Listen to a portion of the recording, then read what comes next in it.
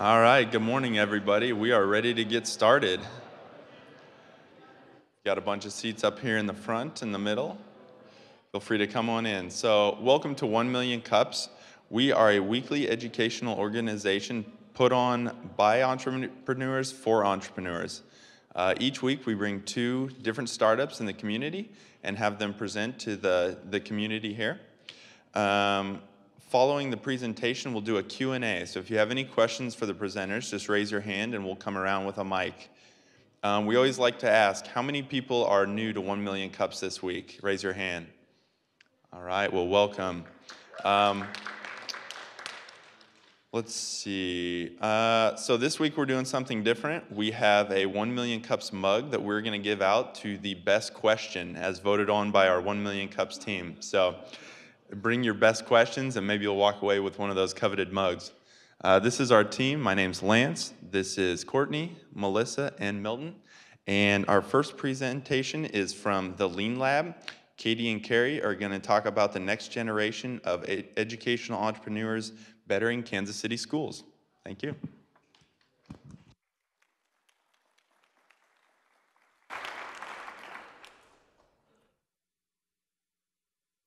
Hi, I'm Katie.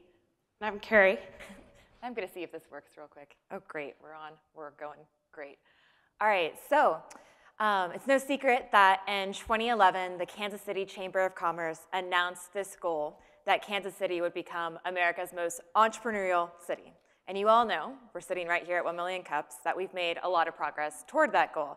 We have Startup Village, Google Fiber, all of the startups our city has rallied around, and it's been great. However, we have this other challenge that we cannot sustain this growth or sustain or build or attract the talent required to create this most entrepreneurial city until we have a world-class education system. So firsthand, I taught middle school for 5 years in both KCPS, Kansas City Public Schools, and then Alta Vista Charter Schools, and saw firsthand that we're bleeding talent. Very few of the teachers I began teaching with are still in the classroom in Kansas City or still in education. In fact, a study from Kauffman Foundation earlier this year cites that about 70% of teachers in Kansas City schools specifically will leave the classroom by year 5. And we can see that this is correlated to student achievement as well. I was a 2nd grade teacher in Kansas City Public Schools and saw or felt that no matter how hard myself, my colleagues, or even my students worked, that it still wasn't enough to overcome the deficiencies within the system. And you can see that in student achievement scores. Still in Kansas City, only 1 in 3 students reads on grade level. Yeah, so we decided to launch the Lean Lab. And the Lean Lab is based on this belief that all Kansas City kids deserve access to excellent and innovative educational solutions. And we build these 2 ways. One, we develop a connected community rallying for support and innovation in education through community events. We also have a more formal incubator fellowship program where we launch education ventures. And we gained a lot of inspiration from our entrepreneurial community here. So our theory of change, our model, is based on this hypothesis that if we were able to launch 8 highly impactful, effective ventures, and if each in the education landscape, and if each one was able to impact a minimum of 500 Kansas City students over 5 years, then in less than 20 years, we would have built the capacity to impact all 70,000 kids in the urban corridor and the metro Kansas City area attending K-12 public schools. And we did test this theory this summer when we brought in 11 fellows who in just 4 weeks launched 5 initiatives to better Kansas City education. And we did this using the same methodologies and inspiration from the entrepreneurial community. In fact, our name, the Lean Lab, comes from this idea of leaning on one another as a community, as well as using lean startup methodologies. So what that means in layman's term is that we train our fellows, our innovation fellows, to take their early stage idea of an education initiative or product or service, build a very, very basic bare bones model of it, launch it into the market, and receive feedback, in our case, from our users, which are parents, educators, students, teachers, and learn from that feedback only to build something better and more robust and more impactful. That way, any venture that we launch is as impactful and as good as possible. So our immediate impact. From our ventures that we built this summer, they've created partnerships with Kansas City public schools and charter schools, and they'll be able to impact over 2,000 kids in their pilot programs this year in our school sites. And this is quickly who they are. From our summer fellows, we have Lanessa Cook, who's the founder of Business Allied Scholars. It is a platform connecting urban youth talent with business opportunities. There's Connor Nowalk, founder of EchoGrade, a mobile app that streamlines the grading and feedback process for teachers and students. Cecilia Belser-Patton, who founded My Sister Girl Myself, a peer-to-peer mentoring program for adolescent girls of color. Aditya Valetti, founder of ELL Teacher Archive, an assessment service for English language learner students. And then Beth Sarver, founder of Resilient Connections through Truman Medical Center's Trauma Sensitive School Initiative. She built a platform and a professional development service to better equip educators to build resilient school systems and schools that have school populations where kids experience high instances of trauma. But we're also really excited to announce 3 new initiatives in our lab right now. SWAG, or Seniors Writing to Achieve Greatness by Amber Buck, is a high leverage scholarship program for first-generation college students. Tiki Tum by Olga Patenko, which is a sensory science learning lab, as well as Jana Cooper, and her initiative is soon to be announced. And I think Olga is actually here, so if you get a chance to talk to her, you should do that. Anyway, this brings us to this point. So what we tested this summer is that we actually do have the talent and the ability as a city to change the perception and reality for Kansas City students in our education here. However, we need now the support of our whole community to rally behind our education entrepreneurs so that they can continue to do this amazing work that they've begun. And then that's not all. We know nationwide, according to the PISA exam, the United States is falling behind our other developed countries as far as educational outcomes. So we're positing this model. How can we scale community-led innovation? Just like 1 Million Cups scaled to other cities, can we do this with education innovation? And that is it. Our ask is just that you guys join the conversation. We have upcoming events in November. We're hosting the first Startup Weekend EDU in Kansas City in January. And there's plenty of opportunities to get involved with our fellows and their initiatives as well. All you have to do is ask. Awesome. Thank you very much.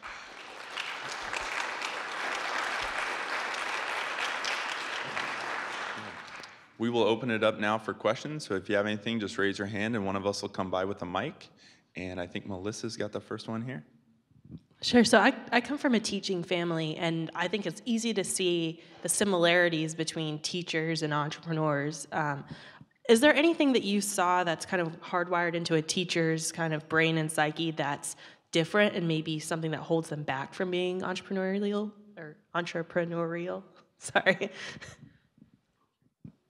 I think teachers I don't think anything holds them back from being that way. I think they do it in their classrooms every day, through the way they write lesson plans to the way that they iterate quickly on their feet with their students and differentiate in that way. However, I think what we saw and the reason that we were inspired to start the Lean Lab is that teachers, oftentimes you don't see those creative capabilities and their initiatives that they start with in their own classroom because they're so siloed there in their school sites or in their 4 walls. And so we wanted to bring that to light and show that teachers have these amazing skills, but that we also need to be sharing them across our city in order to make a difference in Kansas City education. Got a question here in the back to your right. Hi, guys. So when I went to the presentations of the fellows from this summer, I was really excited to see so many entrepreneurs in the room. And so I'm wondering if you could kind of fast forward in the future a little bit and think about how do you think the entrepreneurial community can engage, and how do you see that looking in 6 months, a year, 2 years? Gosh, I think that's a great question. I think we're trying to build out that community to be larger. Leslie was referring to, we had a demo day where our fellows demoed their initiatives this summer. We had about 160 attendees. It was pretty awesome. But I think to your point, I think we need to now be more strategic about who we're bringing together as well. So in all regards, like, are we making sure we're bringing together enough teachers and technologists and entrepreneurs with experience and mentors so that we're kind of creating the perfect storm. So I think our events in November and January, we're trying to figure out how to do that best. But I don't know, we just keep going, I guess, to your point. So if anyone wants to help us with that, let us know if you have skills to add. Question here in the back. Education tends to be very bureaucratic. I don't understand how you're ever going to get this initiative launched. It's launched, it's happening. I don't know, I mean, I think part of it's changing the mindset and building relationships with districts. So we are in schools now, and I don't know, it is a bureaucratic system. I don't think, I think we work with the system and we innovate within as well as without. And to that point as well, like the fellows in our lab are the teachers. So this isn't a top-down approach. This is within their communities. They're the ones leading it. It's something that they're already doing in their classrooms. We're pushing it out on a bigger scale. Question your left. So I think this is great. This is an awesome approach. I want to kind of steer it a little bit more to the business side. So help me out with a little bit of the funding and how the business side of the Lean Lab works. No, good question. We are a nonprofit, so right now we're sustained on contributions from small grants as well as individual contributions and corporate. However, we're moving into an earned revenue fees for service, so we do monetize through events as well as we're looking into doing professional development with a couple districts around the city. Got a question here in the middle. Good morning. I wanted to piggyback off of what this lady said regarding bureaucracy. Could you give us a little more insight as to the perception of bureaucracy and within education and how you're successfully able to navigate that? I guess if you're referring to, I think a lot of bureaucracy and the way it evolves is also based off of perception of the city and what's possible for our students. And for so long, people have believed that change is not possible. The way I guess we navigate that is we just show people. We have 5 initiatives right now that were built over the summer, and we brought in 3 more just within the course of several months. It's already happening. And I think that mindset and that shift will change on a small scale at first, but as that grows, I feel like the bureaucracy and the politics behind education will as well. They will begin to shift. Can you talk to us a little bit about how applications are received and how different companies or ideas are reviewed? Who's the judging panel? How are you moving forward? And kind of what's your process there? Yeah, no, good question. We have a traditional application process. There's an online form application, then we do a series of interviews. Our board is involved in selection as well, so that's how we select. We typically look for not so much a really, really great idea as more a really gritty, coachable individual who's willing to get out there and hustle and do what it takes to build something really great. Got a question here in the front. Hi there. Really like it. And as a former math teacher, I'm wondering about tracking and how do we prove to those who are helping out the Lean Lab and those who are helping out these different initiatives. So if you could speak maybe to the tracking of progress or impact, and is there a minimum impact that initiatives need to reach in order to continue to be funded or anything like that? Yeah, great question. So when fellows come in, they have to commit to we are teachers, a rubric. So there is a scale there for impact. One is they have to show a scalable model to impact 500 kids over 5 years in a high-need Kansas City area, as well as they have to develop a student achievement metric of some sort. So we work with a couple of data analysis that we bring in as mentors. We have a data analyst on our board as well. So we really try to find, it's not a one size fits all. We can't measure just one thing because our initiatives are so diverse. However, we can work with them individually to make sure that that's constantly on the front of their mind. Got a question right here in the front? Thank you. I love the concept too. As I said, I also went to the demo day and I'm a former educator long ago. But one question that struck me as I was thinking through, and I really do think that the need is greatest in the urban setting, but I think the solutions may be available in a wider setting. You seem very focused on, the Kansas City Public Schools, where I think if you expand it out into, the suburban, you may be able to find not only solutions, but maybe make them more viable that then could feed back into it. So, and maybe I perceived that wrong, but there definitely seemed to be we're just focused on the urban core of that. I just wanted you to address that maybe. Yeah, we have taken, I guess as we build out our earned revenue stream, we are looking that way as well. We've also, on an internal platform of ours called Project Bright Spots, highlighted a school outside of the traditional urban core and are beginning to learn from them as well.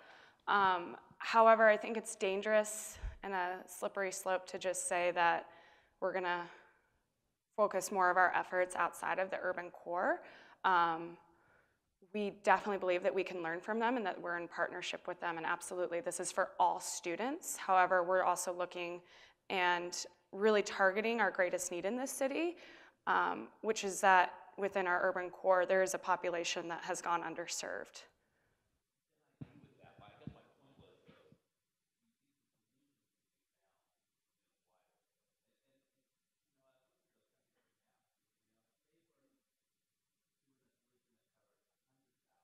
Or 500,000 students, whatever the students are in there, they could be creating more viable solutions, which ultimately then could feed and help the urban core more so.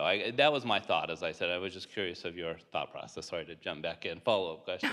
That's fine. No, I think to that point, yeah, absolutely. We've actually worked with one organization that's in DC that has proven high success rates outside of the Kansas City region and seeing what that could look like in Kansas City. So I think to your point, yeah, absolutely. Our goal is to impact our kids here, but that could look very different. Thank you for asking that. Question back left. Can you talk a little bit about how these programs are affecting your ultimate goal, which I think is, to increase the education level of our kids? So are they add-on programs? Are they programs that are in the school as part of the daily curriculum? How are these affecting that ultimate goal? Good question. So they each had to find a school partner within the 4 weeks, and this fall they're piloting in schools, and it looks different for each of them. So for instance, our mobile app is in a control group and an experimental group on site at a charter high school where kids are using that technology with the teacher, whereas in other school settings like Business Allied Scholars is innovating a little bit more outside, attracting those kids, not during the school day, but connecting them with businesses and through other nonprofit organizations so that they can build those skill sets and then link in and have those career experiences. So it depends on the initiative. Another question back left. Katie, Carey, I think you're doing a great thing here for Kansas City and our young people who need some help in education.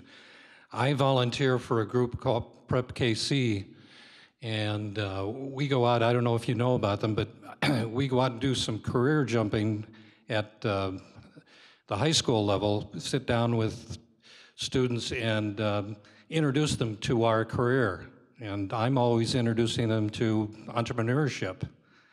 And it's a kind of a challenge to explain it to them. So I was just wondering if do you have any success stories that you can tell us about students that have gone through something and been engaged to go after their entrepreneurial pursuits? Yeah, we actually had a high school student apply to our program, and it was one of our, not our lead fellows this summer, but one of the ones that worked on the team. And she is also with Business Allied Scholars and has already experienced success with Lynn Cook's initiative, and Lynn is actually in the audience. But she provided services to a local company in QuickBooks, and actually went about the process teaching the business owner that system, as well as offered different recommendations. So she has already gotten a taste, I guess, of that entrepreneurial spirit and mindset, as well as been through one of our programs that we, in our lab. When looking at the companies that you guys funded for the first round, it seems like a good portion of them are tech-based, either mobile or web-based. You guys have the educational background that you can help advise. How do you help advise these companies that need a software or technology solution? Great question. We are really fortunate to be housed out of the Sprint Accelerator. So we have access to people that have, and at the Sprint Accelerator, they are accelerator for specifically mobile healthcare apps. So we have access to that Sprint network as well, which has been a huge resource. And we've loved that team over there. They've been great, as well as, we've looked into partnering with people that are specifically, and bringing mentors in that are specific to tech entrepreneurship. So we kind of outsource it. We get them to a certain point, then we bring in the experts. So. Question back left. There's a lot of players in this space in the civic community in Kansas City, and help me orient where Lean Lab fits in. I believe one of your primary sponsors is the Kansas City Library, and I'm also curious about any affiliations you have with specific school districts, and so how you fit in with other civic institutions in Kansas City. Yeah, there's not a whole lot of standalone nonprofits focused on education specifically. So we're unique in that sense, and there's none that really bridge the gap between entrepreneurship and education and community building. So we're unique in that sense. As to your point of school district partnerships, we have initiatives in KCPS as well as several charter schools around the city. So we partner with Crossroads Academy and Alta Vista, to name a couple. So I've got another question about your funding model. How does that work? Is it an initial injection to get these people started? You continue to support them? Are they expected to generate their own revenue after a certain period of time? How does that work? For our fellows? For your fellows, yes. Yeah, so they're about 50-50 for-profit and nonprofit initiatives. And we do not give seed funding, nor do we take equity. But what we do is help them build out a robust plan for whatever that looks like. So it varies from the nonprofit to for-profit sector, but we do push them towards gaining some sort of earned revenue stream. Got a question here in the middle. On the presentation, could you roll to like the second or third slide towards the end and step through it? It was, yeah, that one. What is that, like state rankings, or could you give the background on that? Yeah, I apologize. This is from the PISA assessment, which is an international assessment. And from that assessment, they rank, and it's a standardized assessment, but also arguably assesses higher order thinking skills as well. So it's tested in reading, science, and math, and pretty much all industrialized nations from a sample size. And right now, and this is from 2009 is on the top, 2012 is on the bottom, and where the United States falls in comparison to other developed nations. So, and you can see how it's continuing to drop as far as our ranking. Correct. Yeah, there's a good book, Amanda Ripley book, Smartest Kids in the World, that kind of goes through, follows kids in these different nations and what their educational experiences are like and how it relates to that ranking as well. So, can you also tell us a little bit more about your plans on how you could scale the business? Yeah, our model is highly replicable because it's community-led. And really what it takes is that, like Katie was talking about in the application process, finding those people who are willing to work tirelessly to transform public education in their own city, and comes just with, I guess, the formula of lean startup and design thinking to apply to their initiatives. Question in the back. Have you tried to reach out? Some of the stuff you're doing sounds very similar to what I'm familiar with in the Blue Valley School District, the CAPS program. Are you trying to reach out to any of those types of programs? Not so much to work directly with them, but to learn from them, because they're working with their students, I think, in very similar ways, obviously with different resources than what you've got available to you right now, but I think you're both trying to achieve similar outcomes in the student population. Yeah, we actually worked with them this summer and brought our fellows in for a prototyping session, as well as had a Blue Valley CAPS graduate as one of our fellows. Yeah. And we're also co-facilitating a program with them at the Sprint Accelerator and Innovation in a couple of weeks, or in October, which I guess is a couple of weeks now. But yeah, I know they're awesome, and we've learned a lot from that model. Got a question here in the middle. So I guess I'm still not real clear on the goal. Are these clubs just to pull in students to see a different way of applying their learning, or you're not looking to affect Common Core or anything, are you? I'm having difficulty understanding where this fits. Yeah, so the idea is that right now we have kids that maybe are not receiving like the best solutions possible, or maybe maybe all of their needs are not met to really, in our urban core, to really attain the educational levels that are required to sustain our city overall, as evidenced by our student achievement data as is. So the thought is maybe we can meet these needs in different ways through different initiatives. Some of them will be traditional school models, so for instance, a charter school, or a tutoring system, for instance, the SWAG program, which tutors kids on how to write college scholarship essays. But some of them might be technologies where kids can get quicker feedback through the mobile app on their actual work in class so that they can learn at a quicker rate. So it's really the idea is how do we target needs of students, parents, educators, so that our education system can just work more fluidly, I would say. Okay, so one final question for you today. What can we do as a community to help you? We're looking for, based off of like the tech question and also how we draw from other sources around our city, we're looking for partners for our fellows to continue their work, mentorships, people in tech, and any way to become involved with them. Would you add anything? I would say, yeah, specifically we're doing a mentor mixer on October 25th with our fellows. So yeah, tech, marketing, business structure, any of that good stuff, if you have experience in and want to lend a hand, we'd love to have you. And then we have ongoing events as well. Thank you for presenting.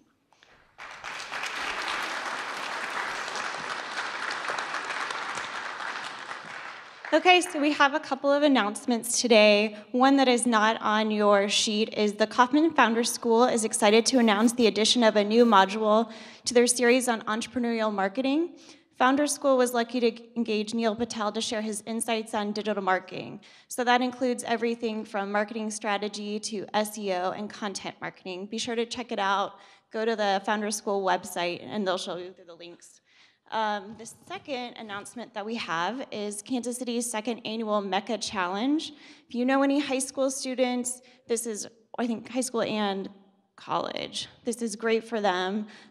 Basically, student teams connect with local startups to solve business problems and gain exposure to the world of entrepreneurship. So please have them apply by September 21st. I am excited to welcome the second presenter. It is Mike Saxton of TriStar History.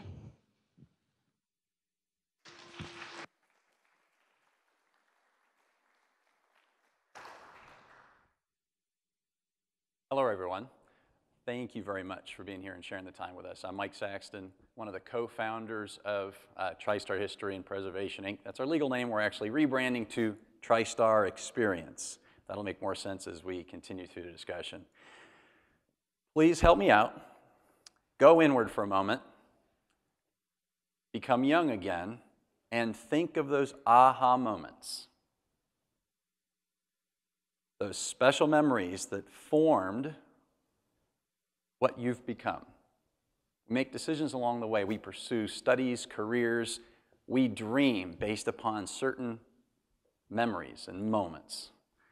Please think of a few of those.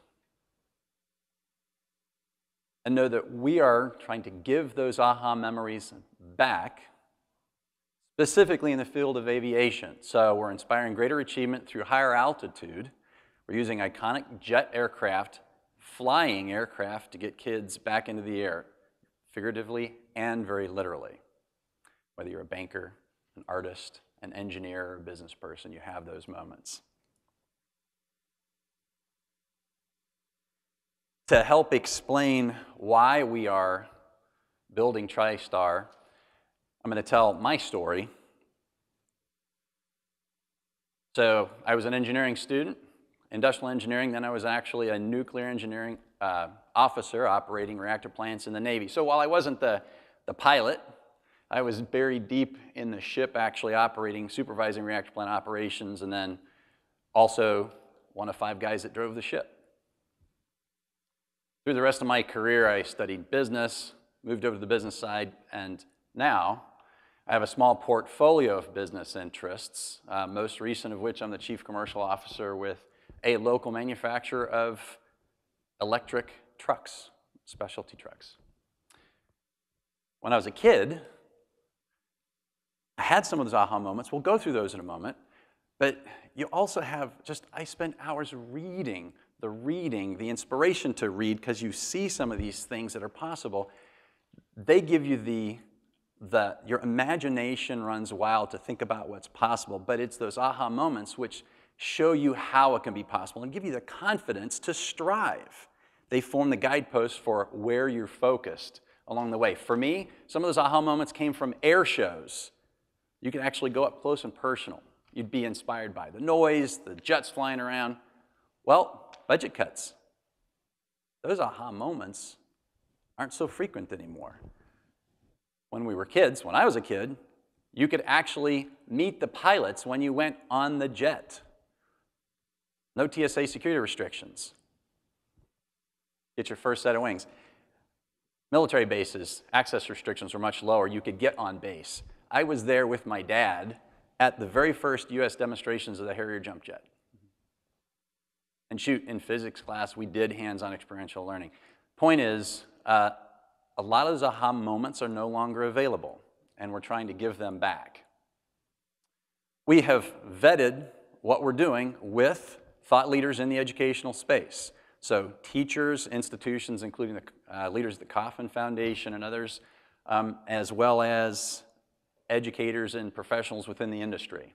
Our focus is primarily underprivileged students in grade 3 to 8, but other students as well. It's a question of where we're going to have the most impact in giving back those aha moments to inspire kids' performance.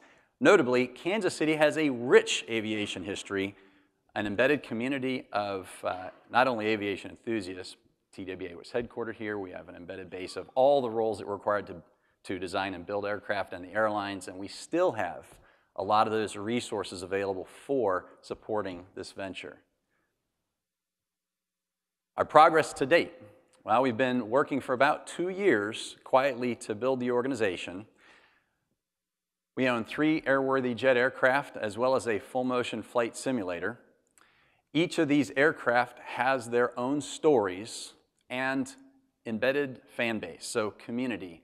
We're able to repurpose these iconic jet aircraft and tap into an existing base that has a passion for what they meant to them and a desire to share what they could mean to others to return those aha moments.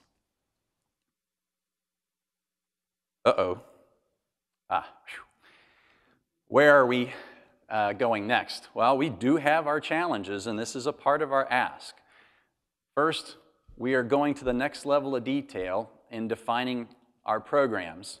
The challenge, we're not educators, we're business guys, I'm a private pilot. We have the people who were inspired themselves and want to give back in that way. So we're not the educators. We are aligning with the educational institutions to let them inform our programs and to plug into their existing efforts, their existing communities, so we can extend what they're already trying to do. We're not trying to recreate the wheel, okay? And we're not a museum. We'll be working with those and other organizations to, again, extend those experiential learning opportunities, return those aha moments. We got to finish prepping and staging the aircraft. It's costly and complex. Some of the opportunity is given to us because fleets are aging, aircraft are becoming available. We have received tremendous donations already, in kind and monetary, to make this happen. We just moved the full motion flight simulator from Bournemouth, England, back here to the US and are about to set it up as an example. That was all funded by outside sources. Grow the team and rebrand. We're all volunteer, we're all unpaid, so that has its own challenges, of course. We're pursuing additional space. Big pieces of equipment take big facilities. Fortunately, we do have partners that are providing a good chunk of space already. You'll be hearing a lot more soon in the media. Fundraising and support, the challenge there is really simple. As a young organization, we don't yet qualify for some of the institutional investment because they require a track record of 3 years. So in the interim, we're going to be subsisting on more targeted corporate donations like Northrop Grumman, like Orbital Sciences, and others that have already donated to us, and aligning with other educational institutions that have programs and can act as fiscal agent and coordinate with us. And finally, to start operating programs. We're within just a couple months of initiating those bigger programs with getting kids back into the air. That's the initial presentation. There are a lot of other slides if I need them to help answer your questions, but thank you.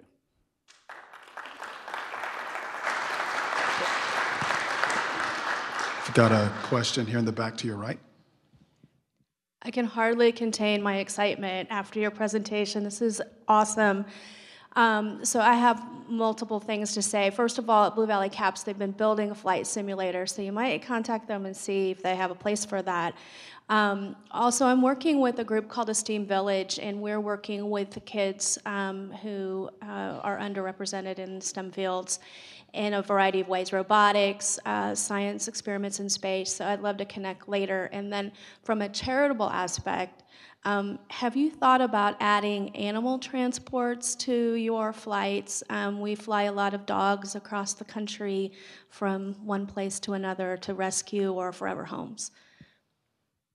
Thank you so much for your enthusiasm and some great points. I heard 3. If I forget and I don't address one of them, my fine colleague Phil, who's taking notes, may remind me. So first, Blue Valley CAPS and other educators, we have had initial contact with Blue Valley CAPS just as a part of vetting the concept. We're at including the KC STEM Alliance and others.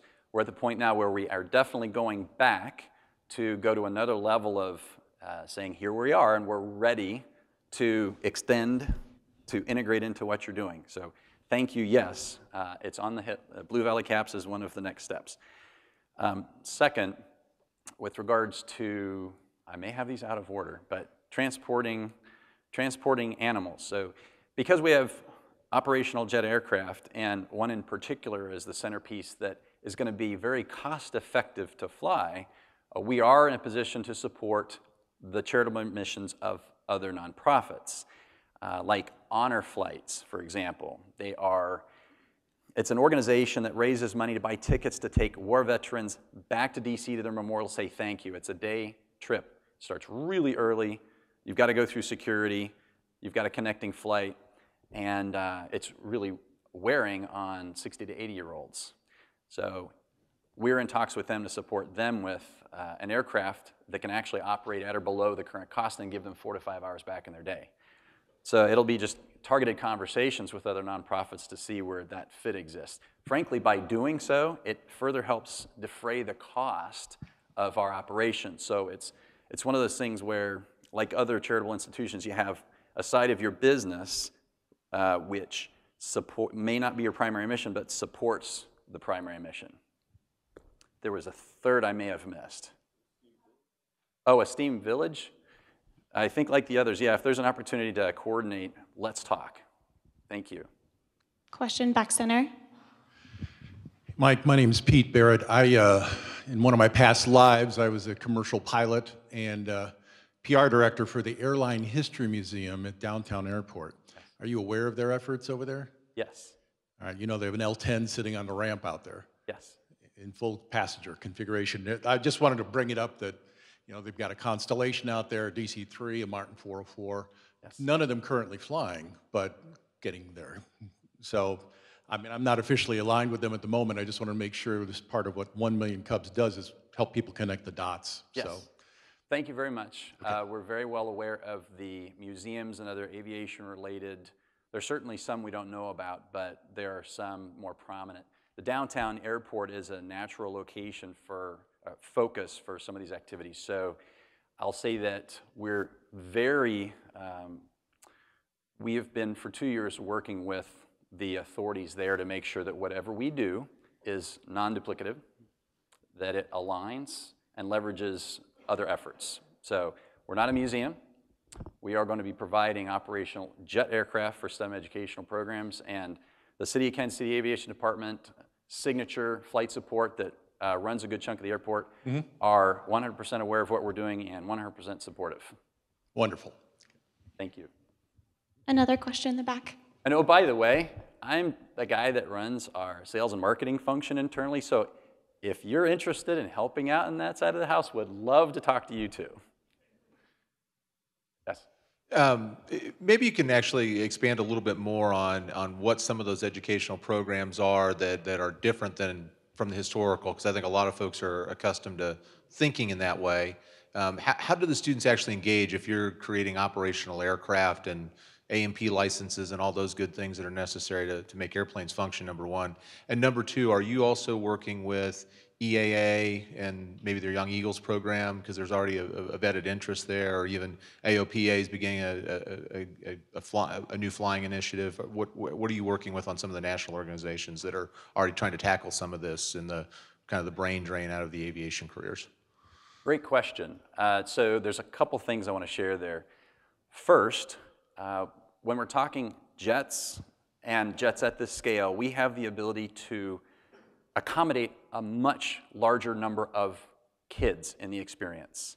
In a lot of these other programs, love those other programs, you're talking just a few in the air at a time. And so we have the ability to focus on jets, different technologies, different experiences, so different aha moments for them, and accommodate more, just greater numbers, affect greater numbers in a different way.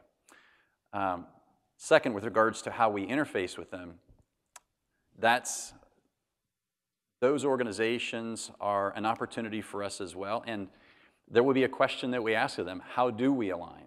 In our formative stages, we've reached out to a couple of them, and they've said, yeah, there is opportunity. There's a club here in town that works with kids to actually build their own kit airplanes. They've said to us, yes, it's a great idea. There's only so many kids we can touch, and they tend to be those that already have greater opportunities. So some of it's segmenting the market and knowing that where there may be an overlap in some ways conceptually with aircraft, there's not as much of an overlap when it comes to the market segments we're able to address. Underprivileged kids, as an example.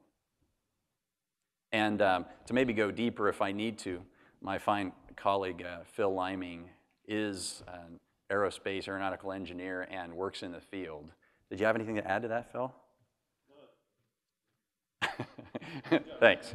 So, kind of on that same topic of the classes over here, Mike. Yeah. How many kids can you go support through the system currently, and what's your bandwidth? So I didn't finish answering some of the questions, so I'll get both of those here. And frankly, still to be determined is the best answer. We are at the point where, yes, we've vetted the concepts, we've acquired the aircraft, we're finishing prepping them for programs, but at the same time, we've learned a lot and we're becoming real to people, so we're able to go back to them and more credibly say, hey, we're actually here. You didn't necessarily believe we were going to get here. Let's go to that next level of detail in defining the programming. We had a working session just last night, and we've got sessions scheduled to go work with. Some of you may know Teach and Learn Experientially, a Kauffman-supported program. We're talking to them about program design. So to be determined is the short answer at a greater level of detail. But secondarily, this is one of our flagship programs, TriStar Flight Experience. The idea is you have a ground school where you take the principles of flight education that's already being taught in schools and get the kids into an environment where then they actually start to demonstrate and apply those principles in a more physical way in class. And then in phase 2, we actually get them into the air. They come to the airport, downtown airport, let's say.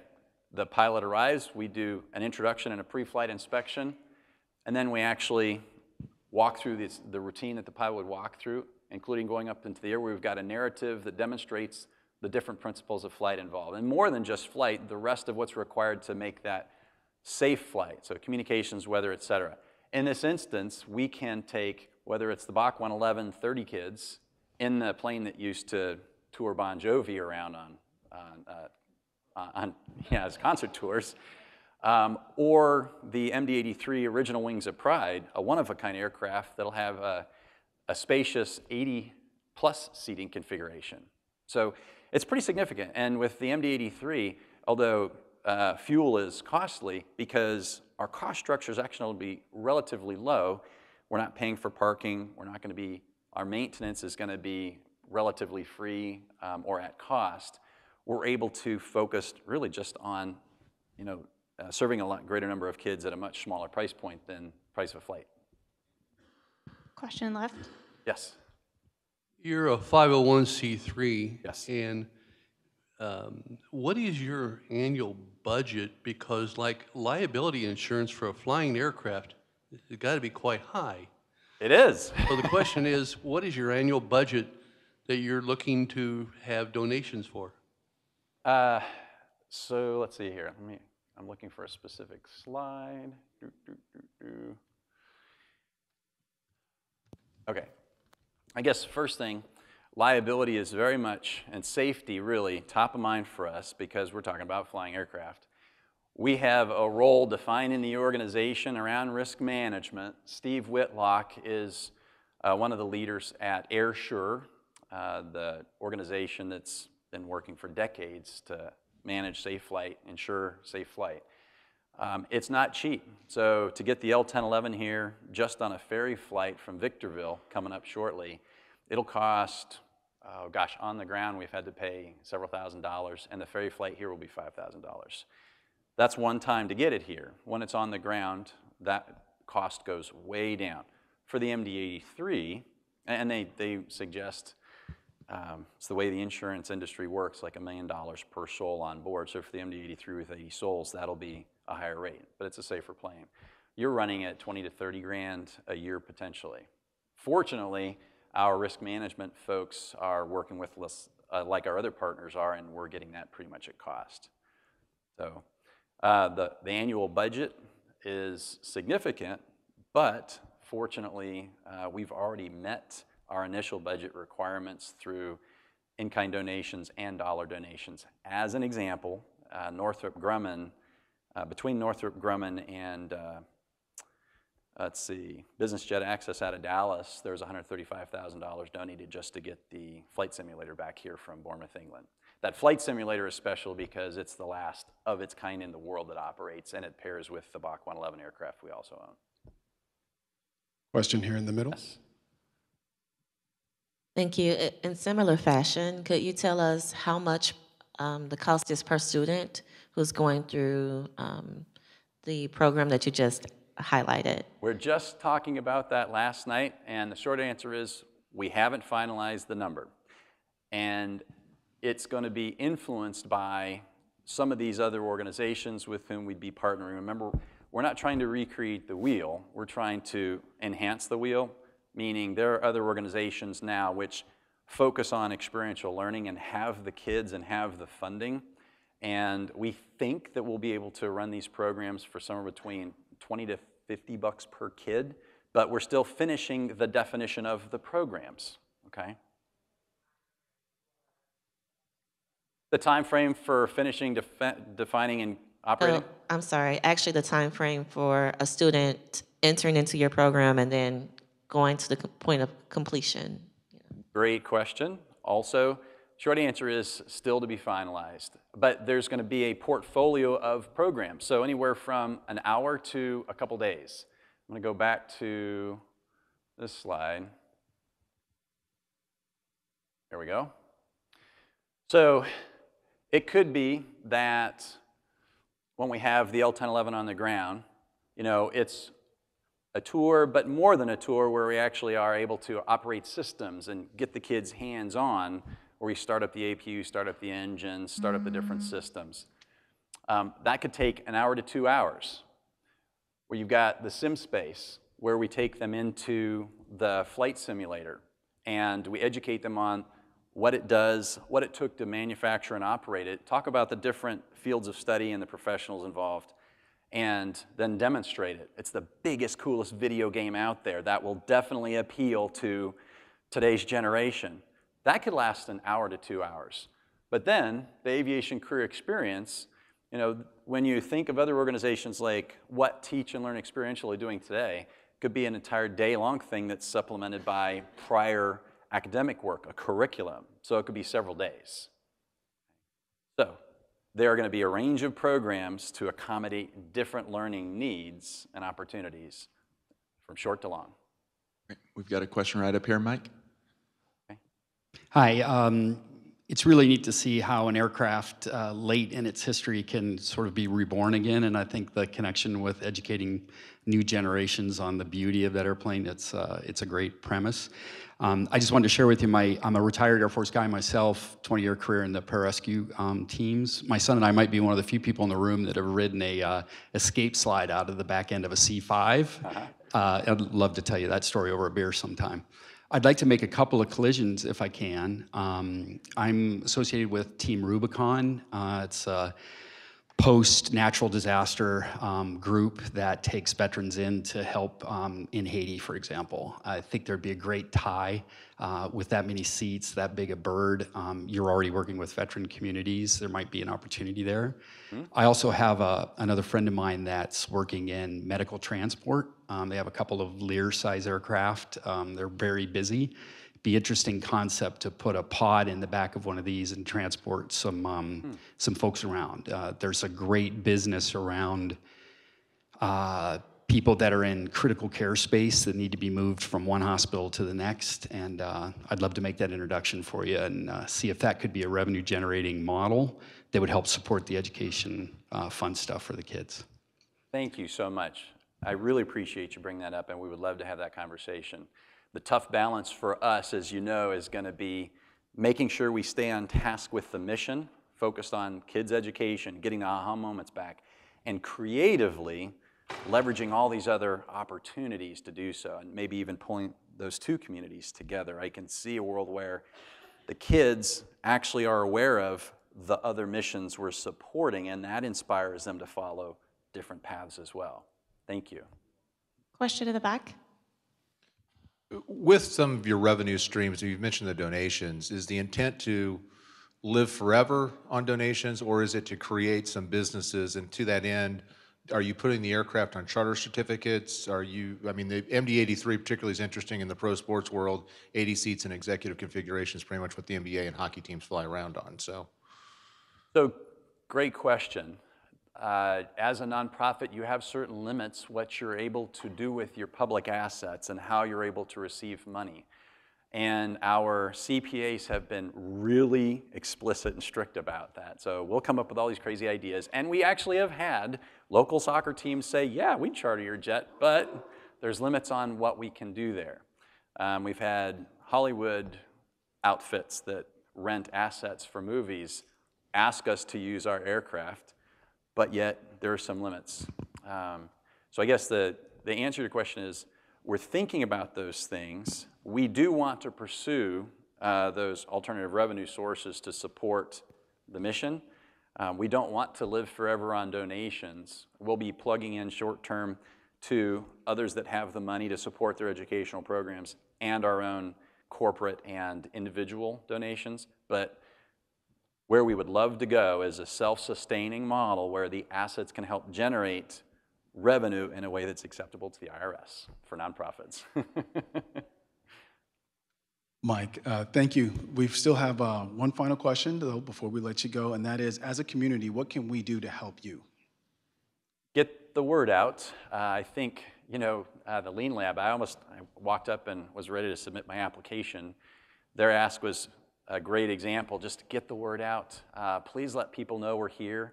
We're also going through a rebranding so that you know we're going to TriStar Experience from TriStar History to make the point.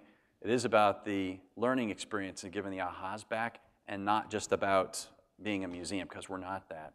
But please, get the word out. Let people know we're here. We're looking for certainly corporate relationships.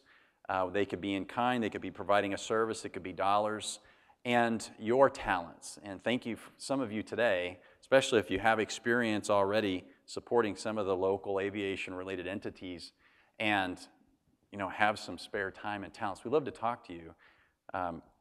I think we've all learned lessons from our previous experiences, and if you've seen what not to do, we'd love to talk to you so you can teach us how to avoid those mistakes.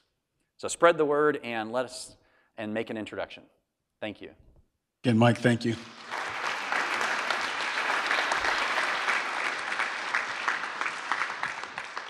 We've got just a few more quick announcements, though, before we let you go. But we also want to make a special presentation here. As you know, in our opening today, we mentioned that we're going to be doing a couple of things a little bit different. And one of the things that we're doing today is we want to recognize one of our attendees for having the best questions today. And we want to welcome Kevin Farley up to the stage to receive your special 1 million cups coffee mug.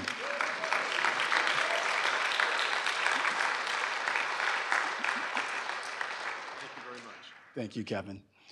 Also, before we let you go, so next week, we are going to be doing something just a little bit different here at 1 Million Cups. It's going to be very exciting, very new. We want you to tell all your friends to be here next Wednesday morning to see what it is, okay? We want you to come prepared to even interact with the Twitter feed, the live Twitter feed, be able to tweet questions in. But we're going to change things just a little bit different. We want to encourage our audience to participate, but we want to be able to bring really good and tough questions to our presenters when they're here discussing their journey. So we're changing things just a little bit, but we think you all are going to love it. Again, tell all your friends. We want to see you here again next Wednesday, 9 a.m. You are dismissed.